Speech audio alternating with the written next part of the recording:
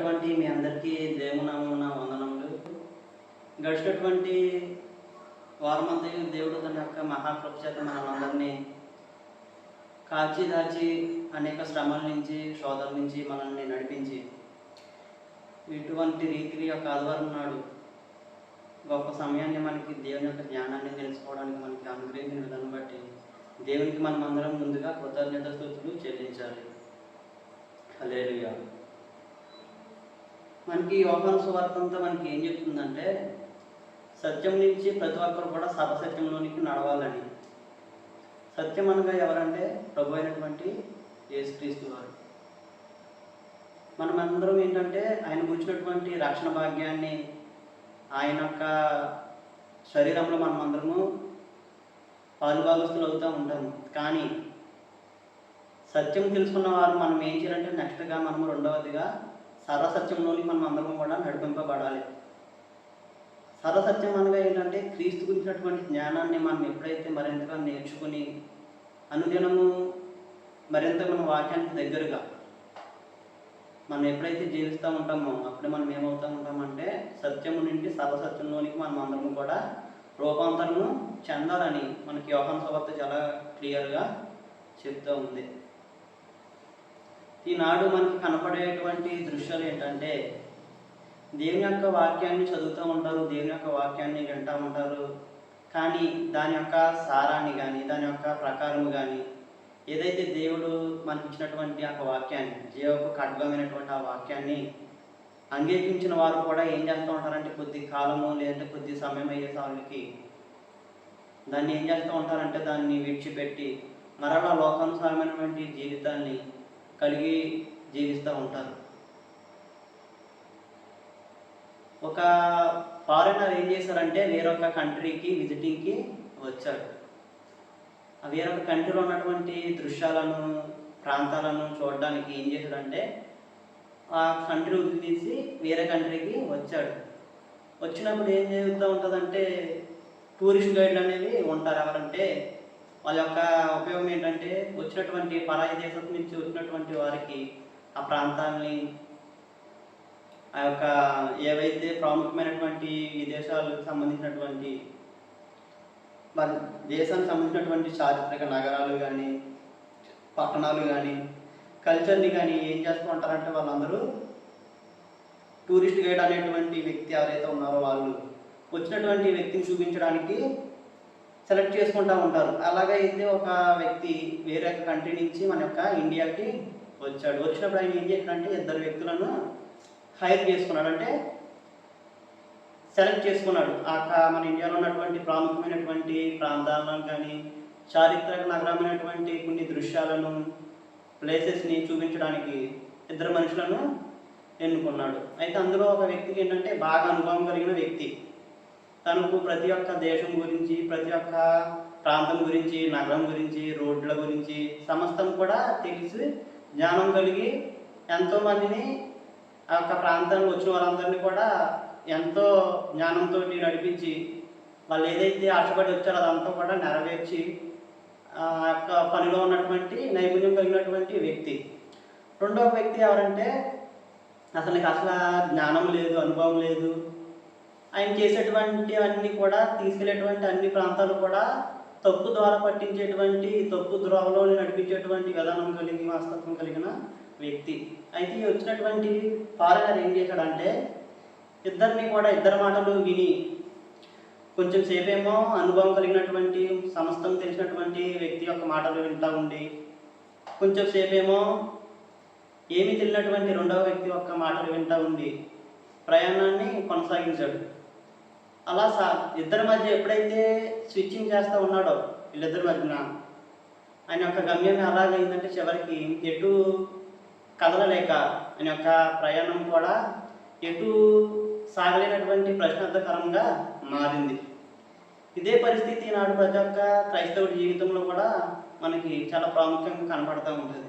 ఏంటంటే ఒక అడుగేమో లోకంలోని మరొక అడుగేమో దేవుని యొక్క వాక్యంలోని అన్నట్టుగా చాలామంది జీవిస్తూ ఉంటారు. అలా జీవిస్తున్నప్పుడు మనం ఏం కోల్పోతూ ఉంటామంటే అటు దేవుళ్ళు మనము పూర్తిగా నడవగలేము, ఇటు దేవుని యొక్క వాక్యంలోని కూడా మనము సంపూర్ణంగా మనము జీవించలేము. రెండింటి మధ్య మనము యొక్క ఆత్మ, మన యొక్క దేహములు, మన యొక్క ఆలోచనలు నలిగిపోతూ ఉంటే మన యొక్క గమ్యం అనేది ఎటు కదలలేని ఒక ప్రశ్నార్థకరంగా మన యొక్క జీవితాలు మిగిలిపోతూ ఉంటాయి. మన యొక్క ఆత్మ కూడా ఎటు వెళ్ళాలో తెలియక ఒక ప్రశ్నార్థకరంగా ముగిస్తూ ఉంటుంది. లోకం ఏం చెప్తూ ఉంటుందంటే పరిశుద్ధంగా ఉండాల్సిన అవసరం లేదు, పాప కార్యాలతో నువ్వు నీకు ఇష్టం వచ్చినది నువ్వు జీవించి నీ యొక్క హృదయానుసారమైనటువంటి కార్యాలను, నీ కోరికలను, నీకు నచ్చినది సమస్తం కూడా నువ్వు నెరవేర్చు అనేటువంటి తలంపులను, ఉద్దేశాలను మనలోని అనేక భావాలను ఏం చేస్తూ ఉంటుందంటే లోకంలో ఉన్నటువంటి వ్యక్తులు కానీ, లోకంలో ఉన్నటువంటి ప్రభావం కానీ మనలోని కలుగజేస్తూ ఉంటుంది. మరి దేవుని వాక్యం ఏమంటూ ఉంటుందంటే పరిశుద్ధంగా ఉండమని చెప్తూ ఉంటుంది. లోకం ఏమంటుందంటే పాపం అనేది చాలా చులకనగా మనకి ఎంతో తేలిగ్గా చూపిస్తూ ఉంటుంది మన కంటికి. దేవుని వాక్యం ఏం చెప్తూ ఉంటుందంటే పరిశుద్ధంగా జీవించమని, దేవుని యొక్క వాక్యానుసారమైనటువంటి జీవితాన్ని మనం జీవించాలని మనకి హెచ్చరిక చేస్తూ ఉంటుంది. ఎప్పుడైతే మనము దేవుని యొక్క వాక్యానుసారమైనటువంటి జీవితాన్ని మనం జీవించేవారుగా ఉంటామో, దేవునికి మనం మరింత దగ్గరగా మనం జీవించేవారుగా ఉంటాము. ఫలితంగా మనం ఏం కోరుకుంటామంటే దేవుడు మన కొరకు దాచించినటువంటి యొక్క వాగ్దాన ఫలమైనటువంటి నిత్యరాజ్యాన్ని, భూలోక సంబంధమైనటువంటి మన యొక్క ప్రతి అవసరాలను కూడా ఆయన మనకి అనుగ్రహిస్తూ ఉంటాడు. చూడండి, యెహోషువ గ్రంథము 1వ అధ్యాయము 3వ వచనంలో మనకి ఇక్కడ సందర్భం కనపడతా ఉంది. ఏంటంటే అది యెహోషువ గ్రంథము 1వ అధ్యాయము 3వ వచనంలో, నేను మోషేతో చెప్పినట్లు మీరు అడుగుపెట్టు ప్రతి స్థలమును మీకు ఇచ్చి ఉన్నాను. ఆయన మోషే ఎంతో గొప్ప నాయకుడు. ఇశ్రాయేలీలందరినీ కూడా బలమైనటువంటి గొప్ప సైన్యమైనటువంటి ఇశ్రాయేల్ జనాంగాన్ని ఐగుప్తు దాసత్వం నుంచి పరువు ఎదుట దేవుని యొక్క శక్తి చేత, బలము చేత, దేవుని యొక్క అధికారము చేత ఏం చేశాడంటే ఆ యొక్క జలములు ఎదుట, ఐగుప్తు ఎదుట కూడా ఎన్నో బలమైనటువంటి సూచక క్రియలు, అద్భుతములు చేసి బలంగా వాళ్ళందరినీ ఏం చేశాడంటే దేవుని యొక్క మహా అద్భుతమైనటువంటి యొక్క హస్తము చేత వాళ్ళందరినీ వాగ్దాన ఫలమైనటువంటి కానాను దేశానికి నడిపించడానికి ఐగుప్తు నుంచి బయటకు తీసుకువచ్చాడు. అయితే ఆయన దేవుని యొక్క వాక్యానుసారమైనటువంటి జీవితాన్ని జీవించినప్పుడు దేవుని యొక్క వాగ్దాన ఫలాన్ని మనము పొందుకుంటాము. అదే దేవుని యొక్క అవిధేయత కలిగి ఒక చిన్న మాట తప్పిపోయినా కూడా ఆయన ఏం చేస్తూ ఉంటాడంటే దాన్ని ఎంతో సీరియస్గా ఆయన కన్సిడర్ చేస్తూ ఉంటాడు. నిజానికి మోషే ఎంతో గొప్ప దైవజనుడు, దేవుని ఎట్లా భయభక్తులు కలిగి నీతిగా జీవించిన వాడు. ఇశ్రాయేలు జనాంగాన్ని ఎంత వాళ్ళు హింస పెట్టినా, ఎన్ని సనుకులు జరిగినా, ఎంతగా తిట్టినా అవేమి పట్టించుకోకుండా ఏం చేయడంటే దేవుని ఎట్లా మహాభక్తి కలిగి జనాంగాన్ని ఎక్క తీసుకురాడంటే కానాను దేశానికి నడిపించేటువంటి మార్గంలో ఆయన ప్రయాణం చేస్తున్నాడు. అయితే ఒక సందర్భంలో ఆయన కూడా దేవుని ఎట్లా మాటను విధేయత చూపించలేక ఒక చిన్న పొరపాటు వల్ల అంత గొప్ప ప్రయాణం చేసినటువంటి వ్యక్తి కూడా దేవుడిచ్చేటువంటి కనాను దేశాన్ని, వాగ్దాన ఫలమైనటువంటి దేశాన్ని కోల్పోయాడు. ఇప్పుడు సాధారణంగా ఒక వ్యక్తి 40 సంవత్సరాలు ఎంతో కష్టపడి, ఒక ప్రయాణం కొరకు ఎంతో కష్టపడి తీరా ఒక ప్రయాణం ఒక ప్రాంతానికి చేరువయ్యేటువంటి సమయంలో దేవుడు లేదంటే దేవుడు నీకు ఆ స్థలాన్ని ఇవ్వలేనంటే కనుక మనం ఏం చేస్తామంటే ఎంతో దేవునికి తిరుగుబడితనం కలిగి దేవుని మీద మనము వ్యతిరేకమైనటువంటి ప్రవర్తన మనము కొనసాగిస్తూ ఉంటాం. కానీ మోషే అలా చేయలేదు. దేవుని ఎట్లా ఎంత విశ్వాసంగా ఉన్నా, ఎంత భక్తిగా ఉన్నా, పాస్టర్ గారు అయినా, విశ్వాస అయినా, ఎంతగా మనం జీవిస్తున్నా కూడా అనేదినము మనం ప్రార్థన చేస్తున్నా, సన్నిధికి వస్తున్నా ఆయన ఏం చూస్తాడంటే దేవుని యొక్క వాక్యానుసారమైనటువంటి జీవితాన్ని మనం విధేయత కలిగి జీవిస్తున్నామా లేదా అనేది ఆయన పరిశీలన చేస్తూ ఉంటాడు. మోషే ఎప్పుడైతే తప్పిపోయాడో వాగ్దాన ఫలమైనటువంటి కనాను దేశానికి వెళ్ళడానికి ఆయనకి అనుమతి ఇవ్వలేదు.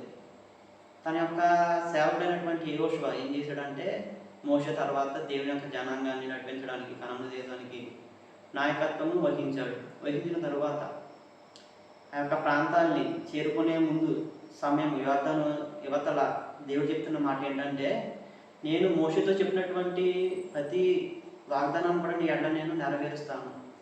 ఆ వాగ్దాన ఫలమైనటువంటి కానాను దేశాన్ని నేను నీకు ఇస్తాను, కానీ నువ్వు చేయాల్సినటువంటి పని ఏంటి అని చూసినట్లయితే దేవుడు ఏం చేస్తూ ఉంటాడంటే ప్రతిదీ మనకు అవసరమైనటువంటి ప్రతిదీ కూడా ఆయన ఇస్తాడు. అది విశ్వాసులే కావచ్చు, అవిశ్వాసులే కావచ్చు, దేవుడిని నమ్మిన వాళ్ళైనా నమ్మని వాళ్ళైనా కూడా ఆయన ఏం చేస్తాడంటే నీతిమంతుల మీద అనీతిమంతుల మీద ఆయన ఒక వర్షాన్ని కుమ్మరిస్తూ ఉంటాడు. ఎందుకంటే ఆయన పక్షపాతం అనేది లేదు. మనమైతే పక్షపాతం చూపిస్తూ ఉంటాం, ఒకలాగా మనకు నచ్చకపోతే ఒకలాగా, నచ్చినట్టే ఒకలాగా మనము ప్రేమ చూపించి వాడి అట్లా మన యొక్క ప్రవర్తన అనేది అలా కొనసాగుతూ ఉంటుంది. కానీ దేవుడు ఏంటంటే పక్షపాతం చూపించేవాడు కాదు. ఆయన ఏం చేస్తూ ఉంటాడంటే నీతిమంతుల మీద అనీతిమంతుల మీద కూడా వర్షాన్ని కుమ్మరిస్తూ ఉంటాడు. అయితే దేవుడిచ్చేటువంటి వాగ్దానాల్ని, దేవుడిచ్చేటువంటి కొన్ని ఆశీర్వాదాన్ని మనం పొందుకోవాలంటే దేవుడు ఒక మన కండిషన్ అనేది పెడతాడు. ఆ కండిషన్ ఎప్పుడైతే మనం ఫుల్ఫిల్ చేస్తూ ఉంటామో దేవుడు ఇచ్చేటువంటి నిత్య జీవాన్ని మనం పొందుకుంటాము. భూలోక సంబంధమైనటువంటి మనకు వచ్చేటువంటి ప్రతి సమస్యను కూడా ఆయన తప్పించడానికి ముందుకు ఒక అడుగు అనేది ఆయన వేస్తుంటాడు. చూడండి 7వ వచనంలో ఆయన కండిషన్ ఏం పెడుతున్నాడంటే చూడండి, అయితే నీవు నిబ్రము కలిగి జాగ్రత్త పడి బహుధైర్యంగా నుండి నా సేవకుడైన మోషే నీకు ఆజ్ఞాపించిన ధర్మశాస్త్రం అంతటి చొప్పున నీవు చేయవలెను. నీవు నడుచు ప్రతి మార్గమును చక్కగా ప్రవర్తించినట్లు నీవు దాని నుండి కుడికి కానీ ఎడమకు కానీ తొలగిపోకూడదు. చూడండి, ఇప్పుడు మనం ఏదైనా ఒక ప్రోడక్ట్ పర్చేజ్ చేసినట్లయితే దానికి వారంటీ అనేది ఇస్తుంటారు. అయితే ఆ వారంటీ మనం రీడింగ్ చేయాలంటే, ఆ వారంటీ కనుక మనం పొందుకోవాలంటే మనకు కొన్ని కండిషన్స్ అనేవి, టర్మ్స్ అండ్ కండిషన్స్ అనేవి, నియమ నిబంధనలు అనేవి పెడతా ఉంటారు, కొన్ని వర్తిస్తూ ఉంటాయి. ఎందుకని ఆ ప్రోడక్ట్ అనేది మనము ఎటువంటి మిస్యూజ్ అనేది చేయకుండా ఒక క్రమమైన పద్ధతిలో దాన్ని మనము వాడడానికి కొన్ని కండిషన్స్ అనేవి అప్లై చేస్తూ ఉంటారు. ఎప్పుడైతే మనం వాటి యొక్క అనుసారంగా మన యొక్క ప్రోడక్ట్ని మనము వాడుతూ ఉంటామో అప్పుడే మనకి ఇచ్చినటువంటి ఆ వారంటీకి సంబంధించినటువంటి దాన్ని మనము పొందుకుంటాము. కలిగినటువంటి మనము కూడా క్రైస్తవులు అనుకున్నటువంటి మనము ఎప్పుడైతే దేవుడు చెప్తున్నటువంటి కండిషన్ మనము ఫాలో అవుతామో, ఈ యొక్క ప్రిన్సిపల్ని ఎప్పుడైతే మనం అనుదినము కూడా గుర్తుపెట్టుకుని దాని ప్రకారం మనం జీవిస్తూ ఉంటామో అప్పుడే దేవుడు మనకు కావాల్సినటువంటి ప్రతి దాన్ని కూడా ఆయన ఇవ్వడానికి సిద్ధంగా ఉంటాడు. ఆ కండిషన్ ఏంటంటే ఆయన ఇచ్చినటువంటి వాక్యానుసారంగా మనం జీవించాలి. కుడికి కానీ ఎడమకు కానీ దాన్ని మనము తొలగిపోకూడదు. ఎప్పుడైతే మనం తప్పిపోతామో దేవుడిచ్చేటువంటి ఆ వాగ్దానాన్ని, దేవుడిచ్చేటువంటి మహిమను, దేవుడి ఎట్లా మనకు ఉన్నటువంటి సంబంధాన్ని మనము కోల్పోతూ ఉంటాము. సో దేవుడి ఎట్లా మనం పొందుకోవాల్సినటువంటి ప్రతిదాన్ని కూడా మనం పొందుకోవడానికి ముందుగా మనం ఎక్కడ పాస్ అవ్వాలంటే దేవుడు పెట్టేటువంటి కండిషన్ మనం పాస్ అవ్వాలి. కండిషన్ ఏంటి? దేవుని యొక్క వాక్యానుసారమైనటువంటి జీవితాన్ని మనము కలిగి ఉండాలి. ఎప్పుడైతే కలిగి ఉంటామో దేవుడు మన యొక్క ఆలోచనలు ప్రతిదాన్ని కూడా ఆయన నెరవేర్చడానికి సిద్ధంగా ఉంటాడు. దేవుని యొక్క వాక్యానుసారంగా మనం జీవించేవారుగా ఉండాలి, కానీ లోకానుసారమైనటువంటి విషయాలతో మనము జీవించేవారుగా ఉండకూడదని ఆయన ఎప్పుడు మనల్ని హెచ్చరిస్తూ ఉంటాడు. అదే మనకు ఉన్నటువంటి ఏకైక ఆత్మీయమైనటువంటి సూత్రం ఏంటంటే దేవుని యొక్క వాక్యానుసారమైనటువంటి జీవితాన్ని మనము జీవించేవారుగా ఉండాలి. మనము జీవిస్తున్నప్పుడు దేవుని యొక్క భక్తి జీవితంలో మనము నడుస్తున్నప్పుడు మనం ఏం చేయాలంటే దేవుని యొక్క వాక్యాన్ని మనము ప్రకారం జీవించకుండా మనం ఏది కూడా చేయలేము. అలాగే దేవుని యొక్క మార్గంలో మనము నడవలేము. వాగ్దాన ఫలమైనటువంటి కనాను దేశాన్ని ఇచ్చాడు, కానీ యెహోషువ ఏం చేయాలని చెప్తున్నాడు ఇక్కడ? అక్కడ ధర్మశాస్త్రం అంతటినీ చొప్పున నడవాలి, విధేయత చూపించి. అదే రీతిగా దేవుడు మనకి కొన్ని వాగ్దానాలు అనేది ఇస్తాడు, కానీ అవి మనం పొందుకోవాలంటే, అవి మనం చేరుకోవాలంటే మనం చేయాల్సినటువంటి మొదటి పని ఏంటంటే దేవుని యొక్క వాక్యానుసారమైనటువంటి జీవితం మన హృదయంలో కలిగి ఉండాలి. అందుకనే 2 కొరింథీ పత్రిక 5వ అధ్యాయం 7వ వచనంలో పౌలు చెప్తున్న మాట ఏంటంటే, మేము విశ్వాసం వల్లనే తప్ప మా యొక్క వెలుచుకు వలన మేము నడుచుకోవట్లేదు అనేటువంటి మాట పౌలు మనకు కొరింథీ సంఘానికి కూడా చెప్తున్నాడు. చూడండి, 2 కొరింథీ 5వ అధ్యాయం 7వ వచనంలో, 2 కొరింథీ 5వ అధ్యాయము 7వ వచనంలో, జీవించున్నంత కాలము ప్రభువునకు దూరముగా ఉన్నామని తిరిగి ఎల్లప్పుడూ ధైర్యము గలవారమై ఉన్నాము. పైన 6వ వచనంలో చూడండి, వెలుచూపు వలన కాక విశ్వాసము వలన మనము నడుచుకుంటున్నాము. దేవుడు మనిషి పుట్టినప్పుడు ఏం చేశాడంటే ఆయన ఒక మాట చెప్పాడు ఏంటంటే మానవుడికి, మీరు ఈ లోకాన్ని నింపి ఫలించి అభివృద్ధి చెందమని. అయితే మనిషి ఏం చేశాడంటే వాడి యొక్క సొంత జ్ఞానాన్ని ఉపయోగించి తెలివిని, జ్ఞానాన్ని, మంచి మార్గాన్ని, చెడు మార్గాన్ని దేవుడు ఆనాడు ఏదైనా తోటలో ఉంచాడు. జీవవృక్ష ఫలాన్ని, మంచి చెడు ఇచ్చేటువంటి వృక్షాన్ని, 2 వృక్షాలను కూడా దేవుడు ఎదుట పెట్టాడు. అయితే మనిషి ఏం చేశాడంటే తన యొక్క ఆలోచనల ప్రకారం జీవించి పాపాన్ని తెచ్చుకున్నాడు. ఈనాడు మనము కూడా దేవునికి ఇవ్వాల్సినటువంటి సమయాన్ని ఇవ్వకుండా, దేవుళ్ళు మనం గడపాల్సినటువంటి సమయాన్ని గడపకుండా, దేవుని యొక్క వాక్యానుసారమైనటువంటి జీవితాన్ని మనము జీవించకుండా, మన యొక్క సొంత ఆలోచనలు చొప్పున, మన యొక్క సొంత ఉద్దేశాలు చొప్పున మనము నడుచుకుంటూ ఉంటాము. అది ఏం చేస్తూ ఉంటుందంటే చివరికి పాపానికి సంబంధమైనటువంటి పరిస్థితుల్లో మనల్ని నడిపిస్తూ ఉంటుంది. ఫలితంగా ఏం చేస్తూ ఉంటుందంటే దేవునికి మనల్ని దూరం చేసేటువంటి ఒక మార్గంలో మనల్ని నడిపిస్తూ ఉంటుంది. అందుకు నేను చెప్పిన మాట ఏంటంటే, ఏ దాసుడు కూడా 2 యజమానులకు సేవ చేయలేటటువంటి మాట ఆయన చెప్తూ ఉన్నాడు. ఎయిదర్ మనం లోకానన్నా ద్వేషించాలి, లేదంటే దేవునన్నా మనము విడిచిపెట్టాలి. అలా కాకుండా నేను దేవుణ్ణి విడిచిపెట్టను, లోకాన్ని కూడా విడిచిపెట్టను అనేటువంటి 2 తలంపుల మధ్య మనము జీవిస్తూ ఉంటే కనుక మన యొక్క భక్తి జీవితం మనం ఎంత కష్టపడినా, మనం ఎంతగా ప్రయాసపడినా కూడా ఏది కూడా దేవుడు మన అట్లా నెరవేర్చడు. ఆయనకి మనకి అడ్డుకోవడం ఏముంటుందంటే, ఆయన ప్రకటన గ్రంథంలో చెప్తున్న మాట కూడా ఏంటంటే, నుడివెచ్చని స్థితిలో మనము ఉన్నామని ఆయన అక్కడ నోటిని జుమ్ము వేసేటువంటి పరిస్థితిలో మనము దిగజారిపోతూ ఉంటాము. సో మనం ఏం చేయాలంటే, ఏదో మనం లోకాన్ని ద్వేషించాలి, లేదంటే దేవుడినన్న మనము విడిచిపెట్టాలి. అలా కాకుండా మన యొక్క ప్రయాణం కొనసాగితే కనుక ఒక సముద్రంలోని, ఒక అలలు కలిగినటువంటి సముద్రంలో 2 పడవల మీద ప్రయాణం చేస్తున్నటువంటి రీతిగా మన యొక్క ప్రవర్తన అనేది కొనసాగుతూ ఉంటుంది. మనం ఎప్పుడు ఏం చేయాలంటే దేవుని యొక్క వాక్యానుసారమైనటువంటి జీవితాన్ని మనము కలిగి ఉండాలి. ఒక్కొక్కసారి ఈ దేవుని యొక్క వాక్యాన్ని మనము కలిగినప్పుడు దాని ప్రకారంగా జీవించాలంటే మనలో ఏముండాలంటే, ఒక లక్షణం ఏముండాలంటే, ప్రాముఖ్యమైనటువంటి లక్షణము ధైర్యం మనకి కావాలి. చాలా ప్రాముఖ్యంగా ధైర్యం కావాలి. ఆ ధైర్యం ఎలాంటి ధైర్యం అంటే, లోకం ఏం చెప్తూ ఉంటుందంటే, ఎవరన్నా మనిషికి, మనకు క్రైస్తవుడికి ముఖ్యంగా హాని చేస్తే లోకం ఏం చెప్తూ ఉంటుందంటే, హాని చేయి, పగ తీర్చేసుకో, రివెంజ్ తీర్చుకో నువ్వు తిరిగి అని మనల్ని ప్రేరేపిస్తూ ఉంటుంది. కానీ దేవుని వాక్యం ఏం చెప్తూ ఉంటుందంటే, క్షమించు అనేటువంటి గొప్ప లక్షణాన్ని మనలో నేర్పిస్తూ ఉంటుంది. ప్రేమ నేర్పిస్తూ ఉంటుంది. ఆయన ఒక శిష్యులతో కూడా చెప్తున్న సందర్భం ఏంటంటే, ఒక శిష్యుడు ఆయన దగ్గరికి వచ్చి ఒక సందర్భంలో, ప్రభు అనే యొక్క సహోదరుడు నా ఎట్లా తప్పు చేసినప్పుడు నేను ఎన్నిసార్లు ఆయన్ని నేను క్షమించాలి అని ఒక ప్రశ్న ప్రభువారిని వేశాడు.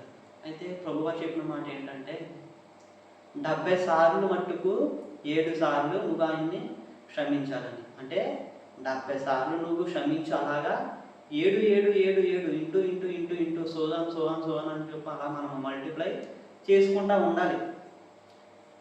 అలాగే ఎప్పుడైతే క్షమించేటువంటి ఎదుటి వ్యక్తి ఎంత తప్పు చేసినా, మన మీద ఎంత పగగా ఉన్నా, ద్వేషం కలిగి ఉన్నా, మనం ఎప్పుడైతే దేవుని యొక్క క్షమించేటువంటి తత్వం మనలో ఉంటుందో, దేవుని యొక్క వాక్యం మనలో ఆ యొక్క కార్యసిద్ధము చేసేటువంటి లక్షణము, ప్రభావం మనలో మొదలవుతూ ఉంటుంది. కాబట్టి మనలో దేవుని యొక్క వాక్యము మనము కలిగి జీవించి నడవాలంటే మనలో ఉండాల్సింది ఏంటంటే ధైర్యము. ఆ ధైర్యానికి, దేనికి ధైర్యం కావాలంటే, క్షమించేటువంటి గుణము మనకు ఉండడానికి ధైర్యం అనేది కావాలి. అందుకే యాకోబు పత్రిక 1వ అధ్యాయం 22వ వచనంలో కూడా ఒక మాట ఉంది ఏంటంటే, మీరు దేవుని యొక్క వాక్యం వినువారై ఉండక దానిని చేసేవారుగా ఉండాలని, అంటే అనుసరించేవారుగా ఉండాలని చెప్తుంది. యాకోబు భక్తుడు చెప్తున్నాడు. చాలామంది దేవుని యొక్క వాక్యాన్ని వింటూ ఉంటారు, చర్చిలో కూడా వాక్యంకి రెఫరెన్స్ అందిస్తూ ఉంటారు, ప్రతి ఒక్క ఆదివారం నాడు, శుక్రవారం నాడు ఎప్పుడు మీటింగ్ జరిగినా అటెండ్ అవుతూ ఉంటారు. కానీ అది విన్నటువంటి వాక్యం ఎప్పుడు దాని యొక్క ఫలితం మనలో కలుగుతూ ఉంటుందంటే, సందర్భం వచ్చినప్పుడు మనం ఎంత వాక్యం విన్నామో దాని యొక్క ప్రకారంగా మనం జీవిస్తున్నామా లేదనేటువంటి విషయం బయటపడుతూ ఉంటుంది. అది ఇంట్లో పరిస్థితుల వల్ల కావచ్చు, సాతానుడి యొక్క శోధన వల్లే కావచ్చు. అటువంటి పరిస్థితుల్లో మనం ఎంత విన్నాము, ఎంత నేర్చుకున్నాము, దేవుని యొక్క వాక్యానుసారంగా మనం జీవిస్తున్నామా లేదా అనేటువంటి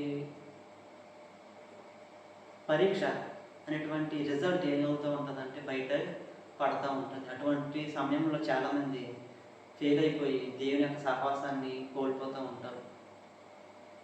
అందుకని ఆయన చెప్తున్న మాట ఏంటంటే, ప్రభువా ప్రభువా అని పిలిచేవాడు ప్రతి ఒక్కడు కూడా దేవుని యొక్క రాజ్యాన్ని చేరలేడు. ఎవడైతే తండ్రి యొక్క చిత్తానుసారంగా జీవించి నడుస్తూ ఉంటాడో వాడే పరలోక రాజ్యానికి చేరతాడని ఆయన చెప్తూ ఉన్నాడు. ప్రభువా ప్రభువా అని మనం ఎంత ప్రార్థన చేసినా, ఎన్ని మనం కానుకలు ఇచ్చినా, ఎన్ని ప్రదేశాలు మనం తిరిగినా కూడా దేవుడు వాళ్ళ ఎవరిని కూడా లక్ష్య పెట్టాడు. ఎవరైతే దేవుడు ఇచ్చినటువంటి వాక్యానుసారమైనటువంటి జీవితాన్ని కలిగి లోకాన్ని ద్వేషించి ఆయనకు అనుకూలంగా నడుస్తూ ఉంటారో దేవుడు వాళ్ళనే హెచ్చిస్తూ ఉంటాడు. ఫలితంగా పరలోక రాజ్యాన్ని వాళ్ళకి స్వాస్థ్యంగా ఆయన ఇవ్వడానికి సిద్ధంగా ఉంటాడు. మనిషి ఎప్పుడు యుద్ధం చేయాల్సినటువంటి పరిస్థితులు ఎప్పుడు మొదలవుతూ ఉంటాయంటే, సాతానుతోటో ఎక్కువ మనం యుద్ధం చేయాల్సిన అవసరం ఉండదు. కానీ ప్రాముఖ్యంగా మనతో మనమే స్వతహాగా మనము ప్రతి దినము కూడా యుద్ధం చేయాలి. ఏ రకమైనటువంటి యుద్ధం అంటే, మనలో మొదలయ్యేటువంటి ఆలోచనలతోటి, మనలో మొదలయ్యేటువంటి కోరికలతోటి, మనసుతోటి, మన దేహంతో ప్రతి దినము మన యొక్క ఆత్మ ఏం చేస్తూ ఉంటుందంటే యుద్ధము చేస్తూ ఉంటుంది. చాలామంది అటువంటి సమయంలో కాంప్రమైజ్ అయిపోయి రాజీ పడిపోయి పాపానికి బానిసలైపోతూ ఉంటారు. మనలో ఉన్నటువంటి పరిశుద్ధాత్మ శక్తి, దేవుడిచ్చినటువంటి పరిశుద్ధాత్మ శక్తి ఏం చేస్తూ ఉంటామంటే మనకు బలాన్ని ఇస్తూ ఉంటుంది. ప్రతి ఒక్క అంధకార శక్తులను ఎదిరించడానికి, మనలో ఉన్న తలంపులను జయించడానికి. వాక్యం కూడా ఏం చెప్తుందంటే, ఆయన యొక్క వాక్యం ఎలాంటి వాక్యం అంటే ఖడ్గము వల్లే ప్రతి ఒక్క శోధనలను, తలంపులను విభాదించి మట్టుకు మన యొక్క హృదయంలోనికి దూరుతుందంట.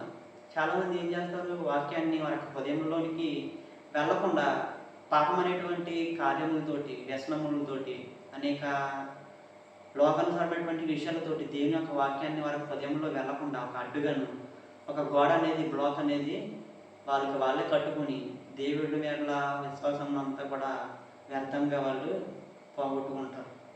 ఎప్పుడైతే మనలో మనము మన యొక్క జీవితాన్ని, మన యొక్క శరీరాన్ని, మన యొక్క హృదయాన్ని, మన తలంపులను ఎప్పుడైతే మనము గెలవగలుగుతామో అప్పుడే దేవుడి యొక్క వాక్యానుసారమైనటువంటి జీవితం మనలో కార్యసాధనమైనటువంటి క్రియలను కొనసాగిస్తూ ఉంటుంది.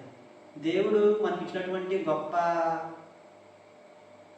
బహుమానం ఏంటంటే హృదయము, స్వేచ్ఛ, ఫ్రీ విల్.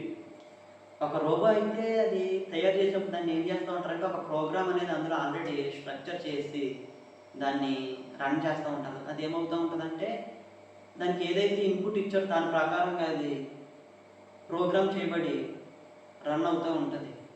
మిస్టేక్స్ అనేవి తక్కువ జరుగుతూ ఉంటాయి. కానీ మనిషికి దేవుడు అలాగ అవ్వలేదు. ఆయన ఏం చేశాడు, హృదయాన్ని అనేది, ఖాళీ హృదయాన్ని అనేది, ఎంప్టీ మైండ్ అనేది, ఎంప్టీ హార్ట్ అనేది ఆయన ఇన్బుల్డ్గా మనిషికి ఇచ్చాడు. కానీ మనిషి ఎదుగుతున్న క్రమంలో ఏం చేశాడంటే దాన్ని దేవునికి సహవాసానికి తోడ్పడేటువంటి విషయాలను నింపుకోవాల్సిన బదులుగా లోకానుసారమైనటువంటి విషయాలు, అవసరమైనటువంటి విషయాలు, వ్యర్థమైనటువంటి క్రియలను మన యొక్క హృదయాల్లో నింపుకొని దేవుని యొక్క సహవాసాన్ని కూడా నాడు ఆది మానవుడు ఏం చేశాడంటే ఆదాము కోల్పోయాడు. అదే బాటలే నాడు మనము కూడా ప్రతి ఒక్క మనిషి జీవించి వారి యొక్క భక్తి జీవితంలో తప్పిపోతున్నారు. ఎప్పుడైతే మనము మన యొక్క హృదయాన్ని దేవునికి అప్పగించామనుకోండి, దేవుడు దాన్ని ఎలా మారుస్తాడంటే ఒక కుమ్మరి చేతిలో ఉన్నటువంటి కొండ వల్లే మార్చి వాక్యానుసారమైనటువంటి జీవితాన్ని మనం జీవించడానికి ఒక శక్తిని, ధైర్యాన్ని మనకి అనుగ్రహిస్తూ ఉంటాడు. లోకం మనకి ఏం ప్రమోట్ చేస్తూ ఉంటుందంటే, ఏమి మనల్ని ప్రేరేపిస్తూ ఉంటుందంటే గర్వాన్ని, హెచ్చింపును, మనలో ఉన్న ప్రతి కోరికలను తీర్చుకునేటువంటి సంఘటనలను, సందర్భాలను కొన్నిసార్లు కలిగిస్తూ ఉంటుంది, ప్రేరేపిస్తూ ఉంటుంది. కానీ దేవుని వాక్యం ఏం చెప్తూ ఉంటుందంటే వాటన్నిటికీ దూరంగా ఉండమని, తగ్గించుకునేటువంటి మనస్తత్వాన్ని, నిత్యరాజ్యాన్ని పొందుకునేటువంటి ప్రయాణంలో ప్రయాణించమని మన యొక్క దేవుని యొక్క వాక్యం ఏం చేస్తూ ఉంటుందని మనల్ని ప్రేరేపిస్తూ ఉంటుంది. అందుకని ఆయన చెప్తున్న మాట ఏంటంటే 1 యోహాను పత్రిక 2వ అధ్యాయం 15-17 వచనంలో, ఎవడైనా లోకమును ప్రేమించినట్లయితే గనక వాడు తండ్రికి ప్రియుడు కానేరడని ఆయన చెప్తున్నాడు. చాలామంది రక్షణ పొందుకున్న వాళ్ళు కూడా చేయకూడనటువంటి క్రియలను చేసి లోకాన్ని ప్రేమించేవారుగా ఉంటారు. ఆయన చెప్తున్న మాట ఏంటంటే లోకాన్ని ప్రేమిస్తే కనుక దేవుడి యొక్క ప్రేమ అనేది వాళ్ళలో ఉండదు. 1 యోహాను 2వ అధ్యాయము 15-17 వచనంలో మనం ఏంటంటే లోకాన్నన్నా ప్రేమించాలి, లేదంటే దేవునన్నా విడిచిపెట్టాలి. కానీ రెండు తలంపుల మధ్య మనము కొట్టుమిట్టాడితే ఏం చేస్తున్నామంటే మనం ప్రతిదినము కూడా ప్రయాసంతో మన యొక్క జీవిత గమ్యాన్ని మనము కొనసాగిస్తూ ఉన్నాం. ఆనాడు రేడియా దినములలో ఏం జరుగుతూ ఉందంటే దేవుని యొక్క జనమైనటువంటి ఇశ్రాయేలు జనాంగం కూడా అబద్ధమైనటువంటి అసత్యమైన దేవతలు దేవుళ్ళని పిలువబడుతున్నటువంటి ఎవరైతే ఉన్నారో వారి యొక్క తలంపుల మధ్య అటు దేవుని విడిచిపెట్టలేక అటు వాటిలో కలవలేక రెండు తలంపుల మధ్య ఏం చేస్తున్నారంటే వాళ్ళు స్విచ్చింగ్ అవుతున్నారు. They are switching in between them false prophets and the true God of Yahweh.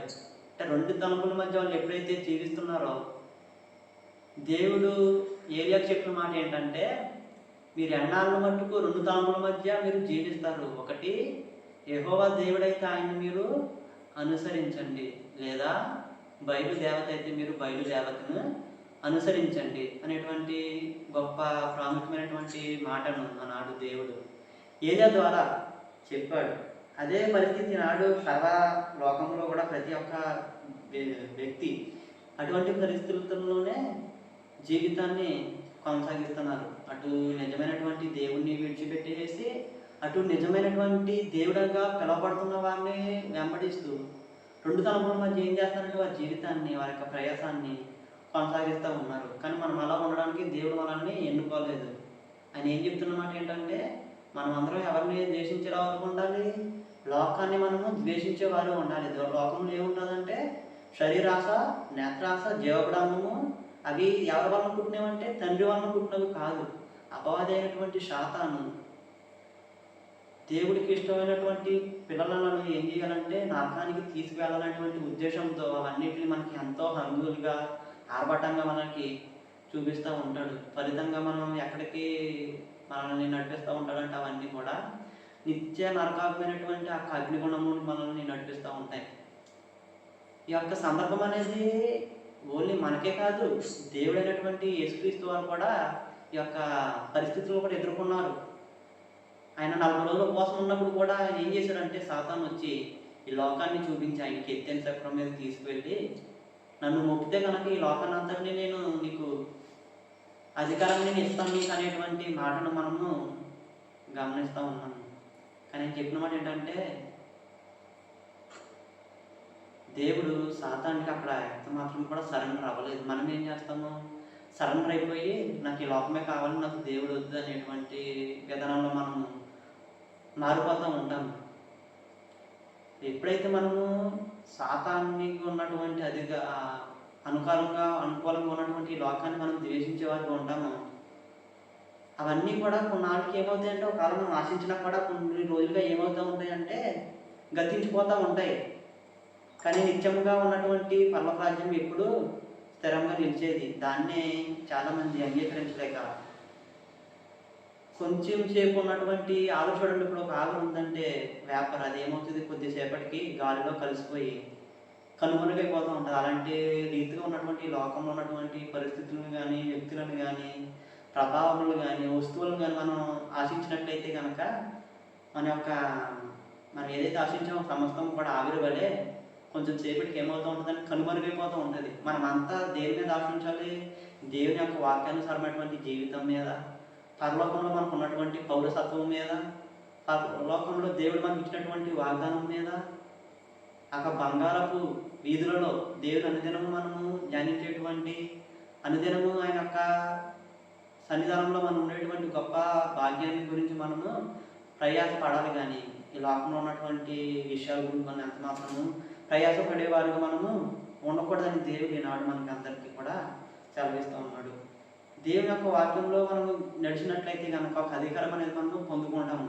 అధికారం ఎలాంటి అధికారం అంటే సాతాను మన మీద ఉపయోగించేటువంటి ప్రతి ఒక్క బాణాల మీద కూడా మనము ఒక అధికారాన్ని మనము తిప్పు కొట్టడానికి దేవుడు మనకి అధికారాన్ని ఇస్తాడు. అందుకే లోక సువార్త 10వ అధ్యాయము 19వ వచనంలో ఆయన చెప్తున్నాడు. చూడండి ఒక మాట, లోక సువార్త 10వ అధ్యాయము 19వ వచనంలో, పాములను త్రేళ్లను తొక్కుటకు సాతాను యొక్క అధికారం అంతటి మీద, సాతాను యొక్క ఆలోచనలు అంతటి మీద నేను మీకు అధికారాన్ని ఇస్తున్నాననే మాట ఆయన మనకి చెబుతున్నాడు. నిజానికి పాముల్ని తేళ్లను తొక్కమంటే వాక్యం అలా ఉంది కదండి. ఒక వ్యక్తి ఏం చేశాడంటే పాములు తేలు దగ్గరికి వెళ్ళి, దేవుని యొక్క వాక్యం నాకు అధికారం ఉంది, నేను పాములు తేళ్లు తొక్కుతాను, నాకు ఏం కాదని చెప్పి ఒక వ్యక్తి వాదిస్తూ ఉన్నాడని చెప్పి ఈ మధ్యన ఏమవుతూ ఉంటుందంటే ఇలాంటి బ్యాచ్ అనేది చాలామంది ఎక్కువైపోతూ ఉన్నారు. ఇది అతిమయమైనటువంటి సందర్భాన్ని మనకి దేవుడు ఆనాడు చెప్తా ఉన్నాడు. ఎందుకంటే పాము దేనికి సదృశం అంటే పాపానికి, సాతాన్ యొక్క ఆలోచనలకు సాదృశ్యంగా మనకి పాము అనేది కనబడుతూ ఉంటుంది, సర్పం.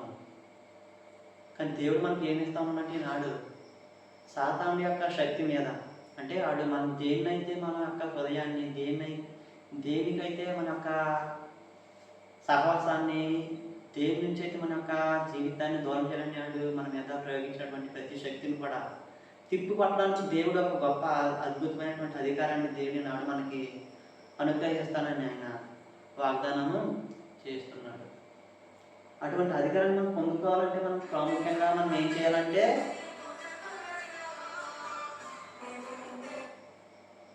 అటువంటి అధికారాన్ని మనం పొందుకోవాలంటే మనం చేయాల్సిందల్లా ఏంటంటే యెహోషువ లాగా దేవుని యొక్క ధర్మశాస్త్రం అంతటి చెప్పున కుడికి కానీ ఎడమకి కానీ తొలగిపోకుండా అనుదినము దాని ప్రకారం మనం జీవించేవారిగా ఉంటేనే కనుక దేవుడు మనకి ఇచ్చినటువంటి వాగ్దాన పరమైనటువంటి నిత్య రాజ్యాన్ని మనము చేరుకుంటాము. అలాగే భూలోక సంబంధమైనటువంటి మనం అడిగినటువంటి ప్రతి దాన్ని కూడా దేవుడు ఇవ్వడానికి ఇష్టపడుతూ ఉంటాడు. ఈనాడు ప్రతి ఒక్క క్రైస్తవుడు ఎలా ఉంటున్నాడు అంటే ఓటు కలెక్టర్లా ఉంటున్నాడు, కానీ ఓటు వాకర్లా ఉండట్లేదు ఎవరు కూడా. మనం ఎలా ఉండాలంటే ఓటు వాకర్లా ఉండాలి, కానీ ఓటు కలెక్టర్లా ఉండకూడదు. అంటే దేవుని యొక్క వాక్యాన్ని మనము చదివేవారుగా ఉండకూడదు, కానీ ఆ చదివినటువంటి సారాన్ని మనం మన హృదయాల్లో ఒక ఫలింపు అనేది ఫలించే వారికి మనం ఉండాలి. దేవుడు ఎప్పుడు మన ద్వారా ఏం కోరుకుంటాడంటే ఆనాడు చెప్పిన మాట ఏం కూడా ఏంటంటే ఆదికాండంలోని మీరు ఈ భూఫలాన్ని అంతటిని కూడా ఫలించి అభివృద్ధి చెందమని, ఫలించాలని కోరుకుంటూ ఉంటాడు ఆయన ఎప్పుడు మనల్ని. ఆత్మీయమైనటువంటి ఫలాన్ని ఎప్పుడు మనం పొందుకుంటామంటే, ఎప్పుడు మనం ఫలించే వరకు ఉంటామంటే దేవుని యొక్క వాక్యం మన జీవితంలో పనిచేస్తున్నప్పుడే మనం దేవునికి ఇష్టమైన సారమైనటువంటి క్రియలను మనలో గల్తీ పత్రికలో కొన్ని ఆత్మీయ ఫలాలు అనేవి ఉన్నాయి. మీరు తర్వాత మీరు చదువుకున్నట్లయితే కనుక ఆరోగ్యంలో అనుకుంటా మీకు ఆత్మీయ ఫలాలు అనేవి కనబడుతూ ఉంటాయి. అటువంటి ఆత్మీయ ఫలాలను ప్రతి ఒక్కరు కూడా ఫలించాలని దేవుడు చెప్తా ఉన్నాడు. ఆనాడు ఆది మానవుడు కూడా చెప్పిన మాట ఏంటంటే మీరు భూలోకంతంలో కూడా ఫలించి అభివృద్ధి చెందమని. కానీ వాళ్ళు అభివృద్ధి చెందారు, కానీ దేవునికి ఇష్టమైనటువంటి ఆత్మీయ ఫలాలు అనేవాళ్ళు ఫలించలేదు. ఆనాడు ఆయన ఆకలి గుణం ఉన్నప్పుడు కూడా అంజూరపు చెట్టు దగ్గరికి వెళ్ళాడు, కానీ దూరం నుంచి వస్తే దాని చెట్టు నిండా ఆకులు ఉన్నాయి, ఎంతో హంగులతోటి ఎంతో ఫలించినట్టుగా కనబడింది. కానీ దగ్గరికి వెళ్ళి చూడగా దాని దగ్గర ఒక్క పండు కూడా కనపడలేదు. ఈనాడు ప్రతి ఒక్క విశ్వాసి క్రైస్తవుడు దూరం నుంచి ఎంతో బయటకి ఎంతో భక్తిగా కనపడుతుండొచ్చు, కానీ ఒకనొక సమయంలో దేవుడి యొక్క రాజ్యంలోనికి వెళ్ళడానికి ఆయన యొక్క తీర్పుదన మందు మనం అందరం కూడా నిల్చునే సమయం ముందు అంజూరపు చెట్టు వల్ల మనం కూడా రాలిపోయే స్థితిలో ఉన్నామా లేదనేటువంటి విషయాన్ని మనం అందరం గమనించుకొని మనలో ఉన్నటువంటి ప్రతి ఒక్క తప్పులను, ప్రతి ఒక్క అవిధేయతను మనం అందరం కూడా ఏం చేయాలంటే నాడు సరిదిద్దుకుని మరలా దేవునికి ఇష్టమైనటువంటి జీవితాన్ని మనం జీవించి ఫలించి అభివృద్ధి చెందేవారిగా ఉండాలి. అలా ఉండినట్లయితే మనం లోకాన్ని మనం జయించేవారిగా ఉంటాము. దేవుని యొక్క వాక్యానుసారమైనటువంటి జీవితం మనలో ఫలిస్తూ ఉంటుంది. ఆయన యోహాను సువార్తలో కూడా 14 అధ్యాయం 6 వచనం నుంచి చెప్తున్న మాట ఏంటంటే, నేనే సత్యమును జీవమును మార్గమునై ఉన్నానని చెప్తున్నాడు. యెహోషువని ఏం చెప్పాడు ఆయన? దేవుడు వాగ్దాన ఫలమైనటువంటి దేశాన్ని పొందుకోవడానికి ఆ యొక్క మార్గం అంతట్లో కూడా ఏం కలిగి ఉండమన్నాడంటే దేవుని యొక్క ధర్మశాస్త్రాన్ని కలిగి ఉండమన్నాడు. ఈనాడు దేవుని వాక్యమైనటువంటి క్రీస్తుని మనం ఎప్పుడైతే మనము కలిగి ఆయన యొక్క ఆజ్ఞల ప్రకారం ఆయన యొక్క ఆలోచనల ప్రకారము మనము నడుచుకుంటూ ఉంటాం, అప్పుడే మనం దేవుని యొక్క వాక్యానుసారమైనటువంటి జీవితాన్ని మనము జీవించేవారుగా ఉంటాము.